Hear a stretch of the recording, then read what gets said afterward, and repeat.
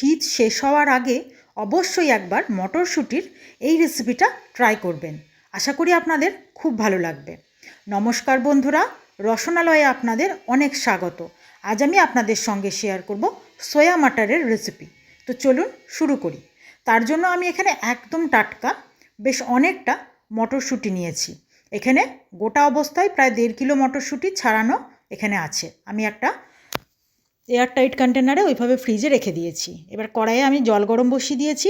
এখানে 2টো টমেটো, বেশ কিছুটা রসুন, আদা, কাঁচা লঙ্কা আর 2 ফালি করে পেঁয়াজ কেটে নিয়েছি। এবার আমি মটরশুঁটি, পেঁয়াজ, টমেটো, আদা সব একসঙ্গে একটু গরম জলে ভাপাতে বসিয়ে দিয়েছি। ভাপাতে বলতে একটু সেদ্ধ হবে, খুব বেশি সেদ্ধ নয়। মটরশুঁটি সেদ্ধ হতে তো খুব বেশি সময় লাগে না, ঠিক সেই অবধি যতটুকু এইগুলো সেদ্ধ হতে সময় লাগবে। এবার একটা ছাকনায় করে ওগুলো সব একসঙ্গে তুলে নেব। মটরশুঁটিটা একটু আগে যদি এইভাবে একটু ভাপিয়ে নিই তাহলে মটরশুঁটিটা একটু ভালোভাবে সেদ্ধ হয়ে যায় আর মটরশুঁটির কাঁচা গন্ধটাও কিন্তু চলে যায়। মটরশুঁটির কাঁচা একটা যথেষ্ট গন্ধ আছে, যেটা রান্নায় সরাসরি ব্যবহার করলে ভালো লাগে না। দেখুন মটরশুঁটি কিন্তু বেশ একটু নরম হয়ে গেছে। আর এইদিকে আদা, পেঁয়াজ, রসুন, টমেটো সব আমি কাঁচা লঙ্কা আলাদা করে নিয়েছি। এবার টমেটোর খোসাগুলোকে একদম সহজেই বার করে নেব, কারণ যেহেতু টমেটো সেদ্ধ হয়ে গেছে খুব ইজিলি খোসাগুলো ছেড়ে যাবে। এবার এই সমস্ত মশলাটা একসঙ্গে আমি মিক্সিতে পেস্ট করে নেব।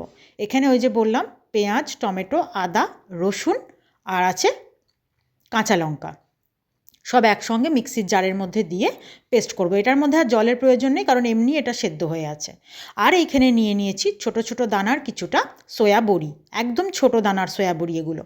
এই বড়িটা দিয়ে করলে কিন্তু বেশি স্বাদ হবে আর দেখতেও ভালো লাগবে, মানে মটরশুঁটির সঙ্গে সমান মাপের হবে। এবার কড়াইয়ের মধ্যে আবারও জল বসিয়ে দিয়েছি, সামান্য লবণ দিয়ে এই সয়া বড়িগুলো একটু সেদ্ধ করে নেব। আর এই সয়া বড়িটা দিলে কি দেখতে সুন্দর লাগবে আর খেতেও ভালো লাগবে আর খুব জুসি। তা আপনারা যদি বড় সয়া বড়ি দিয়ে করেন তো অবশ্যই চেষ্টা করবেন সয়া বড়িগুলো সেদ্ধ করে নেওয়ার পর একটু ছোট ছোট করে কেটে নিতে, তাহলে কিন্তু আর কোনো অসুবিধা নেই। যদি হাতের সামনে ছোট সয়া বড়ি না পান তাহলে ওইভাবেও করতে পারেন।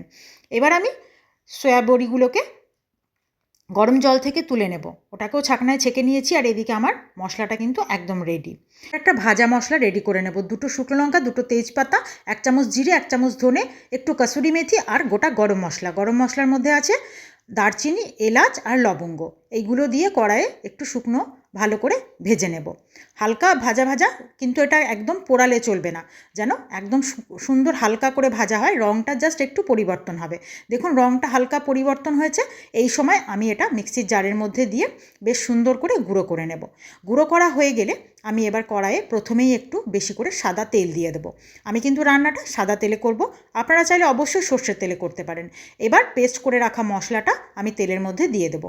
রান্নাটায় একটু তেলটা বেশি প্রয়োজন। তারপর আমি এর মধ্যে মশলাটা দিয়ে খুব ভালো করে আস্তে আস্তে কষিয়ে নেব। অবশ্যই তেলটা যদি আপনারা মনে করেন আপনাদের পছন্দ অনুযায়ী একটু কম করে দেবেন, তাহলেও কোনো অসুবিধা নেই। এবার আমি ওর মধ্যে দিয়ে দেবো স্বাদ অনুযায়ী লবণ আর দিয়ে দেবো সামান্য একটু চিনি, মানে টেস্টের ব্যালেন্সটা আনার জন্য। এবার এটাকে খুব ভালো করে লবণ চিনি দেওয়ার পর আবারও একটু ভালো করে কষিয়ে নেব। কষানোটা ঠিক যখন এই পর্যায়ে বেশ একটু তেল ছেড়েছে তখন আমি আস্তে আস্তে এটাকে নাড়তে নাড়তে এর মধ্যে এবার আমি দিয়ে দেব একটু অল্প হলুদ আর দিয়ে দেব কাশ্মীরি লঙ্কা গুঁড়ো, রঙটা সুন্দর করার জন্য। তারপর এটাকে আবারও আস্তে আস্তে নাড়তে থাকবো। কন্টিনিউ নাড়তে নাড়তে যখন মশলাটা একটু কষানো হয়ে যাবে তখন আমি কিন্তু এর মধ্যে সামান্য একটু জল দেব, মানে মিক্সির জারটা ধুয়েই অল্প একটু জল, খুব বেশি নয়, যেন মশলাটা আরও ভালোভাবে কষানো হয় আর মশলা যেন নিচ থেকে ধরে না যায়, তার জন্য মিক্সির জারটা ধুয়ে একটু জল ব্যবহার করব। আর কষানো মশলার সময় যখন মশলা কষানো হয় তখন একটু জল ব্যবহার করলে কিন্তু মশলাটা খুব ভালোভাবে কষানো হয়, তাতে তলা থেকে ধরেও যায় না আর মশলায় খুব ভালোভাবে তেলটা রিলিজ করে যায়। এবার মশলাটা আমি আস্তে আস্তে কষতে দিয়েছি।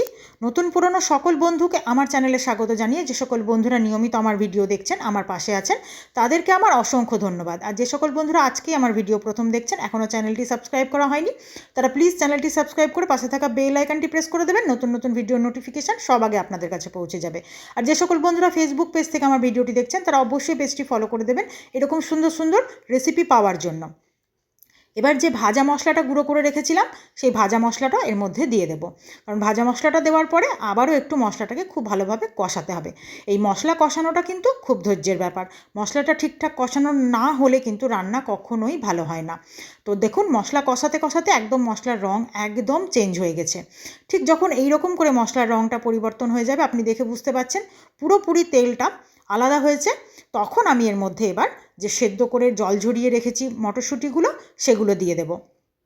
মটরশুঁটিটা দিয়ে একটু আগে মিশিয়ে নেব, নিয়ে তারপর আমি এখানে যে সেদ্ধ করে জল ঝরিয়ে রাখা সয়াবড়িগুলো আছে সেগুলোও দিয়ে দেব, মোটামুটি প্রায় একই সঙ্গে, কারণ এটা আলাদা করে আর মটরশুঁটি দেওয়ার পর খুব বেশিক্ষণ রান্না করার দরকার নেই।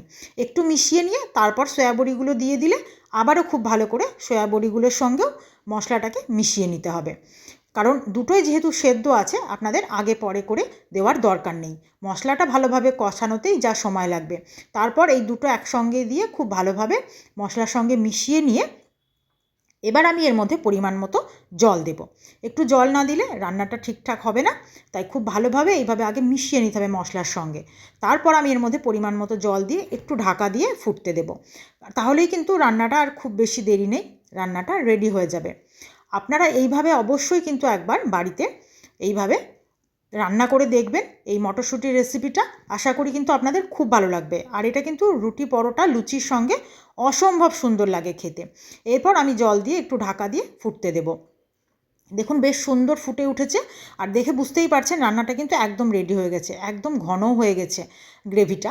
তো এই পর্যায়ে গিয়ে আমি কিন্তু এটাকে নামিয়ে রেস্টে একটু ঢাকা দিয়ে রেখে দেব, তারপর এটা কিন্তু সার্ভের জন্য একদম রেডি হয়ে যাবে। তো আমি এইভাবে একবার সোয়া মটর রান্না করে আপনাদেরকে দেখালাম। আপনাদের যদি ভালো লাগে রেসিপি, আপনারা কিন্তু অবশ্যই একবার বাড়িতে ট্রাই করুন। এই সোয়া মটর কিন্তু আগেই বলেছি রুটি পরোটা লুচি নান সব কিছুর সঙ্গে খেতে ভালো লাগবে।